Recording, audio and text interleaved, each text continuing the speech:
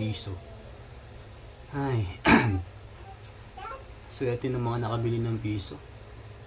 Kung ako siguro yun, mga kahit 1,500, pwede na sa akin yan eh. Pero yung mga nakabili ng 100, grabe kayo. Sana isoli nyo yung kalahati kasi kawawa naman yung company. Lugi pa rin sila dun. Kahit sabihin mong napakayaman pa nila. Kawawa rin yung mga yung mga trabahador doon na nadamay. Kayo rin, kung gusto nyo hindi isoli yung 100, kayo rin, baka kayo naman yung karma yun. So yun lang, dapat lang din, patas lang.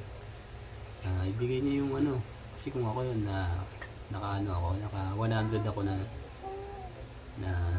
sa piso. Baka yung kunin ko lang dun, siguro 1 o 5, ganun. Pero nasa inyo pa rin yun.